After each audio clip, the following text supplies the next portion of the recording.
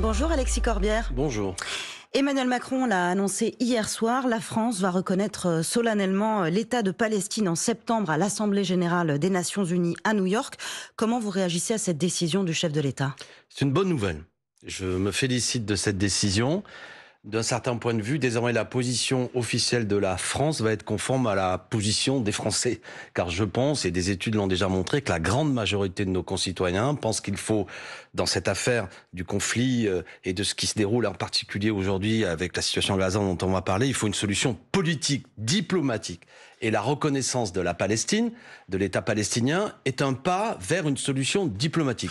Est-ce que vous comprenez cette annonce en deux temps ? Emmanuel Macron annonce qu'il reconnaîtra la Palestine à New York. Moi, je considère que tout ça aurait pu avoir lieu plus tôt. Je considère que ça pourrait avoir lieu même dans des délais plus rapides. Mais j'ai pas envie de polémiquer petit, dans le sens où de toute manière, on le voit et c'est intéressant, cela déclenche nombre de réactions qui d'un seul coup font que, et il faut voir comment on va les commenter, et ça va continuer dans les jours qui viennent, où en fait on parle politique et pas seulement d'être passif sur quelque chose qui est un drame que ni vous, ni moi, ni ceux qui nous écoutent, on peut pas être insensible. Ce qui se passe depuis 21 mois, la situation, la réponse militaire disproportionnée qui a amené à ce que la justice internationale dise qu'il y avait un risque génocidaire, puis on peut considérer qu'en fonction des définitions du droit international de ce qu'est un génocide... Emmanuel Macron ne parle pas de génocide. Oui, mais je pense tout de même que c'est dans ce contexte qu'il considère, du moins je le souhaite, qu'il faut prendre la parole. Et désormais de l'utilisation, je tiens à être précis, de ce qui est interdit par le droit international, à savoir l'utilisation de la faim et de la famine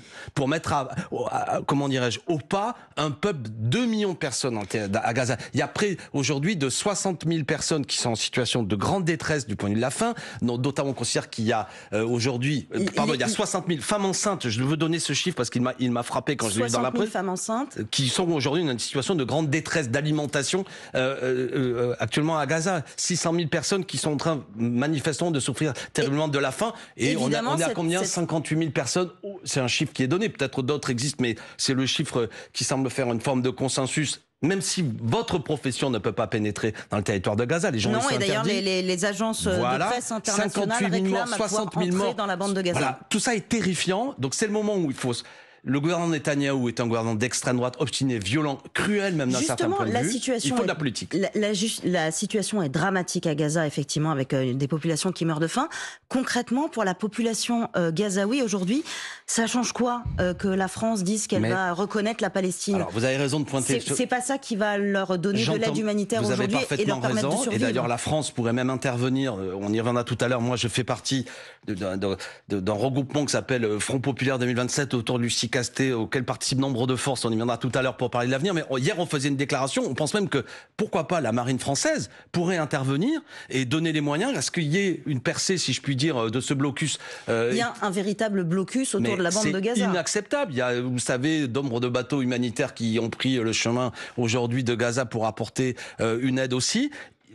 Comment dirais-je, on ne peut pas être inactif face à quelque chose qui est non conforme au droit international. Et mais la France, non, mais pour répondre à votre question, remplace ça, qui serait peut-être à court terme plus utile. Bien sûr que c'est pas ça qui va nourrir les 2 millions de Gazaouis en situation terrible, évidemment. Et il faut organiser une batterie de réponses internationales qui passe, je le dis clairement, par des sanctions, la rupture des relations, la suspension ou rupture. Sanctionne Israël de quelle manière ? Bien sûr, mais même l'Union européenne, l'accord entre l'Union européenne et Israël devrait être suspendu. Ce n'est pas possible de maintenir des relations économiques, y compris en continuant à vendre du matériel militaire. Sans doute qu'il y a des conséquences sur les armes qui sont utilisées, qui bombardent la population civile.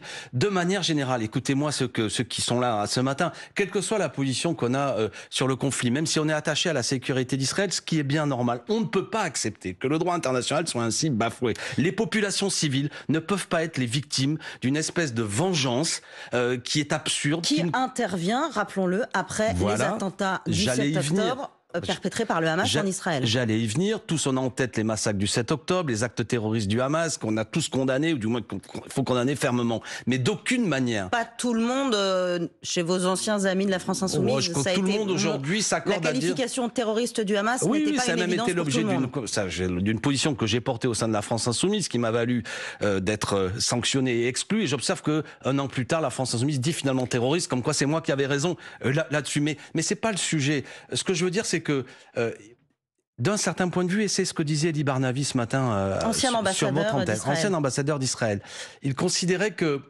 Israël aussi a besoin d'un État palestinien pour construire la paix. Sauf qu'Israël, depuis hier soir... Je vais terminer ma pensée. Si il n'y a aucune solution politique et diplomatique, ce sont les violents qui ont la main. Cela fait le jeu du Hamas. La situation terrible qui est imposée aujourd'hui au peuple à Gaza fait le jeu des fanatiques qui pensent que ça n'est que l'éradication d'Israël et la guerre sans fin qui est la solution. Donc les politiques, et c'est là où Emmanuel Macron, d'un certain point de vue, je tords pour lui donner le point, il a raison d'ouvrir un chemin diplomatique. C'est risqué, bien sûr que c'est risqué, mais c'est ça la voie. Sinon le reste est une solution folle. Alexis Corbière, Israël depuis hier soir, Israël, les autorités sont en colère contre la France. Benjamin Netanyahou dit que cette décision récompense la terreur. Il y a aussi eu le ministre de la Défense israélien qui dit que c'est une honte, une capitulation face au terrorisme. D'autres dirigeants ou ex-dirigeants israéliens parlent d'un effondrement moral après les attentats du 7 octobre. Elles sont compréhensibles, ces réactions? Non, oh la honte. J'ai vu que même Jordan Bardella leur emboîtait le pas en France. Écoutez, ça c'est pas Israël, c'est le gouvernement d'extrême droite israélien. Moi j'aime le Israël de Standing Together, des manifestants à Tel Aviv ou dans les grandes villes israéliennes qui manifestent avec les photos des enfants de Gaza qui ont faim et qui portent des sacs de farine sur les épaules pour apporter une solution au peuple palestinien et à Gaza. Ça, c'est le Israël et le peuple israélien généreux qui comprend bien que son avenir et sa paix est lié au fait que les peuples qui vivent à côté soient aussi des peuples qui puissent vivre de manière harmonieuse. Les violents, les fanatiques, les illuminés religieux autour de Netanyahou, car ces gens sont des violents qui en plus sont liés même plus à une analyse politique, mais une analyse souvent qui est liée à une lecture totalement religieuse des choses qui empêchent toute discussion politique. Eux sont dangereux. Il y a encore une cinquantaine d'otages israéliens, morts ou vivants, dans la bande de Gaza. Vous comprenez que pour Israël, ça soit compliqué d'admettre qu'on reconnaisse un État palestinien alors que des otages sont toujours enfermés dans les tunnels de Gaza. Mahmoud Abbas, auquel la lettre d'Emmanuel Macron a été remise, a été effectivement le premier à condamner et le 7 octobre et a demandé la libération des détenus, j'allais pas dire otages, enfin des Israéliens qui sont retenus. Otages. Mais oui, des otages, vous avez raison. Mais je veux dire, je vais être vulgaire, mais Netanyahou n'en a rien à fiche des otages. Ce qu'il fait ne permet pas la libération des otages. Ce qu'il fait durcit, au contraire, les plus fanatisés, je viens de le dire. Donc, y compris, vous avez des manifestations en Israël, des familles souvent d'otages, qui disent à Netanyahou que sa stratégie militaire est une folie et empêche la libération d'otages. Ça ne vous interroge pas quand même quand vous entendez, évidemment, Israël est vent debout contre cette décision d'Emmanuel Macron, israélien. Mais le Hamas salue un pas positif. C'est pas gênant d'être félicité par un mouvement terroriste?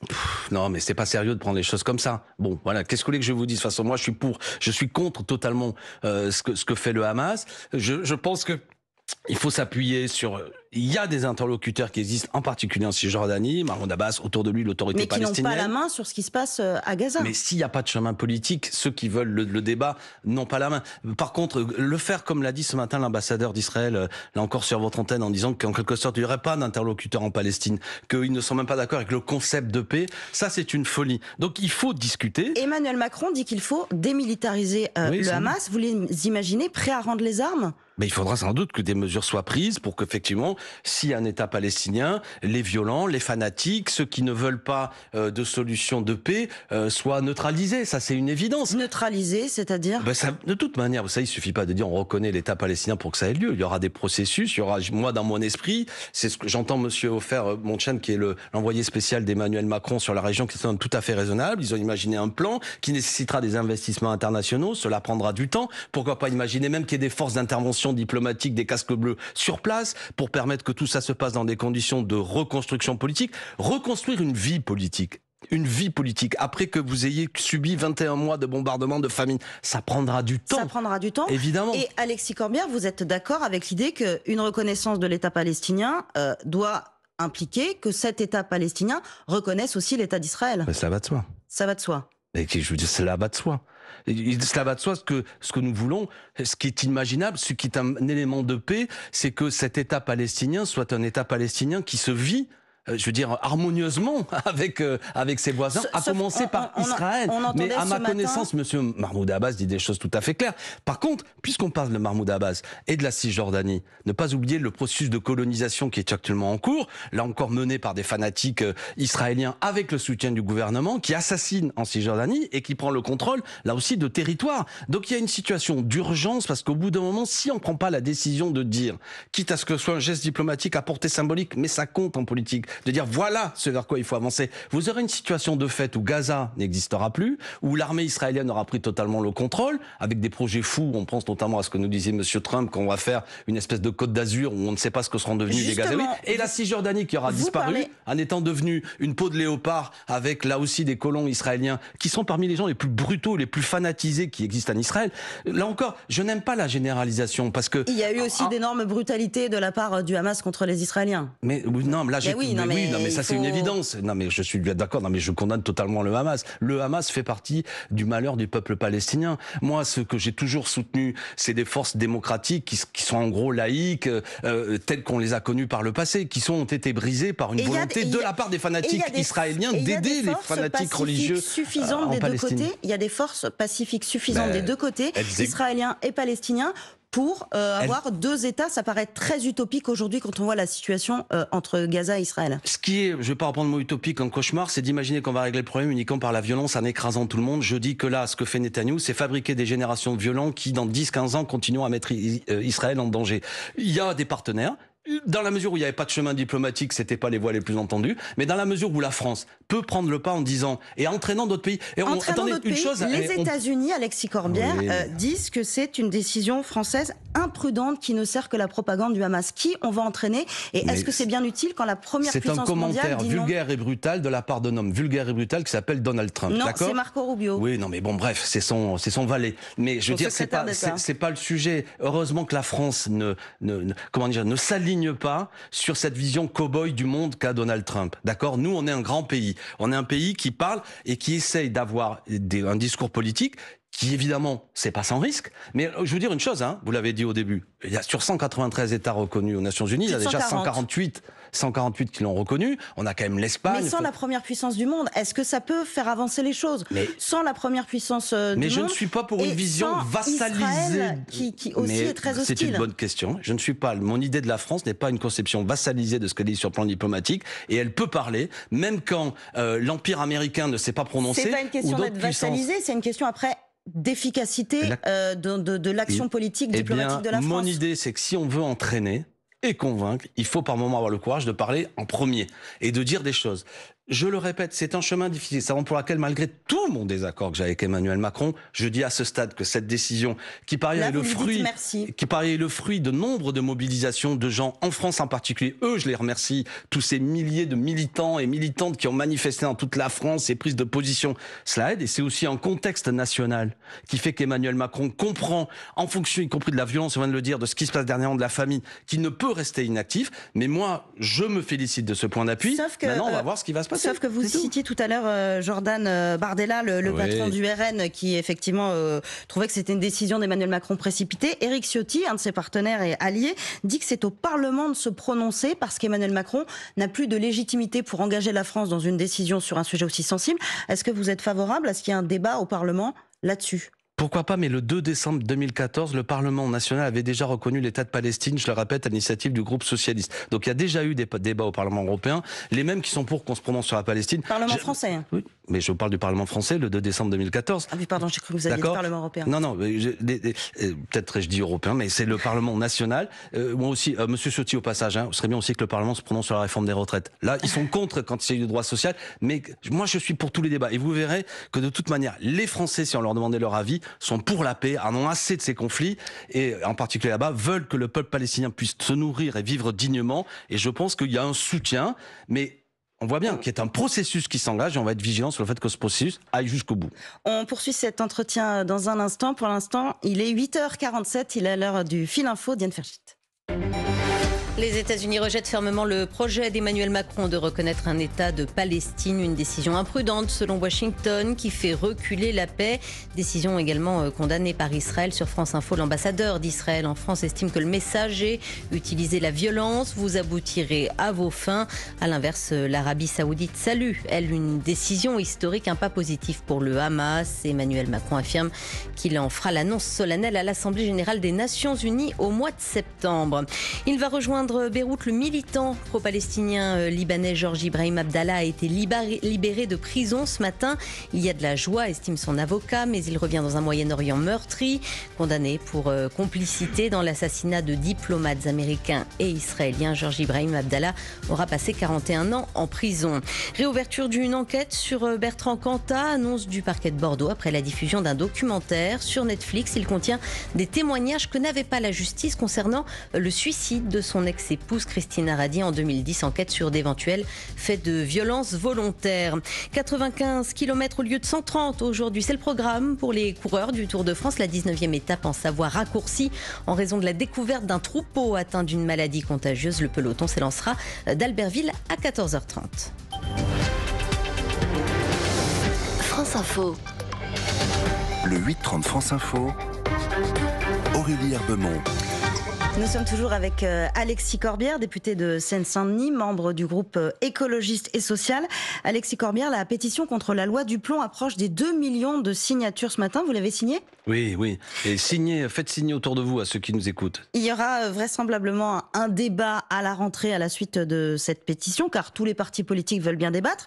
Pour autant, la ministre de l'Agriculture assure que la loi sera promulguée par Emmanuel Macron. C'est un problème, cette promulgation qui s'approche. Oui, c'est un problème. Les Français qui signent, et même l'ultra-majorité de la population française, veut qu'on rediscute de cette loi en vérité. Et j'invite le président de la République, décidément, il aura obsédé notre conversation aujourd'hui, à utiliser l'article 10, alinéa 2 de la Constitution, qui lui permet de demander une deuxième délibération à l'Assemblée nationale. Afin que nous puissions discuter et revoter de ce texte qui est dangereux pour les Français, dangereux pour les agriculteurs, qui répond pas à la crise de l'agriculture et qui réintroduit des produits dangereux que nous pouvons éviter. Il y a des alternatives qui existent. Toutes les instituts, je pense l'INRAE, nous disent que les néonicotinoïdes peuvent être notamment substitués par des produits moins dangereux. Alexis Corbière, vous demandez au chef de l'État une deuxième délibération, mais pour quel résultat? À l'Assemblée nationale, ça a été voté une première fois. Sans débat. Sans débat, mais ça a été voté une première fois. Sans débat. Les rapports de force vont rester les mêmes, même si on revote. Et parce que je suis persuadé, l'Assemblée risque de, chère donner madame, le même je suis résultat, persuadé que s'il y a un débat, c'est-à-dire que vous invitez des spécialistes à ce micro, que les Français s'informent sur la réalité de la loi Duplon, qui n'est pas une bonne loi, je mets entre guillemets,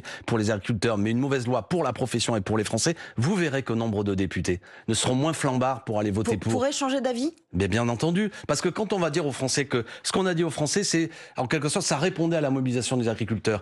Amis paysans qui m'écoutaient, cela ne règle rien à votre rémunération, à vos problèmes d'endettement. Les agriculteurs sont favorables à pouvoir utiliser les mêmes produits que leurs voisins européens. Les agriculteurs, je vais dire, ceux qui sont les plus véhéments et qui attaquent des permanences de parlementaires de la coordination rurale, se trompent complètement, sont manipulés et font croire que leurs problèmes... Sont manipulés par qui ? Notamment par le gouvernement qui les a invités, Madame Genevard les avait invités à s'en prendre aux parlementaires écologistes. La presse l'avait rappelé, elle leur avait dit, attendez, je cite quelque chose que la presse avait rappelé, elle avait dit, allez, prenez-vous-en aux écologistes, allez manifester devant eux. Ces gens qui sont... Oui, allez manifester, allez pas casser des permanences.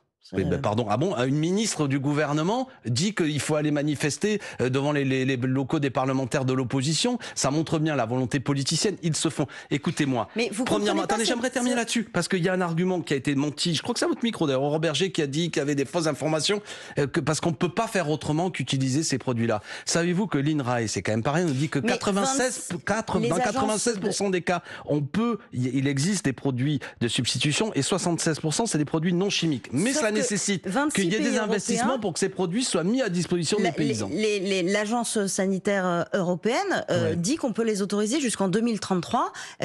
Vous comprenez pas les arguments qui vont sur le côté concurrence déloyale entre agriculteurs français et leurs voisins allemands, italiens. Je viens de vous donner un argument. Depuis 2019, nous savons que scientifiquement, on pourrait trouver des produits de substitution. Si évidemment, pour des raisons de gros sous, on n'investisse pas dans ce qui n'est pas polluant, parce que ça revient moins cher peut-être d'utiliser des produits polluants, les agriculteurs sont passés face à un dilemme impossible. Mais ça, pour des questions de fric, je ne mettrai pas en danger la santé, votre santé, la santé de nos enfants. Deuxièmement, au niveau européen, même l'agence européenne dit que ça n'est pas sans risque. Mais c'est encadré, l'utilisation est très encadrée. Pas tellement encadré, et ça considère qu'à partir de 2033, il faudra arrêter parce que quand même, c'est un produit dangereux. Nous, la France, comme sur le débat qu'on vient d'avoir précédemment, pourquoi on ne marcherait pas devant? Pourquoi on ne donnerait pas l'exemple? Parce qu'il y a une question de concurrence déloyale pour les agriculteurs. La concurrence est déloyale parce que depuis 2019, depuis qu'Emmanuel Macron est là, il a été inactif et nous aurions dû investir pour que nos agriculteurs puissent travailler avec des produits non polluants. Comme on ne l'a pas fait, pour des questions de fric, comme toujours. Moi, j'accepte pas qu'on mette en danger nos concitoyens pour des questions de fric, comme vous dites, il y a des petits soucis budgétaires en ce moment, vous l'aurez peut-être noté aussi. Ah bon, moi pour des questions budgétaires, je mets pas en danger la santé de nos enfants. On voit bien que dans le placenta aujourd'hui, on retrouve ce type de produit, dans les urines de bébés. Aucune raison financière, madame, ne me fera accepter le fait que nous mettions en danger les générations futures. Et donc vous misez sur une nouvelle délibération. Ce serait la logique de la demande de la pétition. Que le vote, c'est les Français qui le demandent. C'est les Français qui le demandent. Merci Alexis Corbière. On n'aura pas parlé de la suite de la gauche. Et non, voilà. Mais pourtant, on y travaille pour 2027, candidature commune. On a mis en place autour de Lucie Castet un processus Front Populaire 2027. Intéressez-vous à ça parce que c'est ça qui compte, que nous puissions avoir un candidat commun, candidat commune pour l'emporter en 2027. Candidat commun, candidat commune. On sait que Jean-Luc Mélenchon veut y aller et peut-être Raphaël Glucksmann. Le sectarisme est une impasse, nous amènera à la défaite. On peut gagner, comme on l'a montré il y a un an. Comme on l'a montré il y a un an. Quand nous sommes unis, nous gagnons. Merci Alexis Corbière. Merci à vous.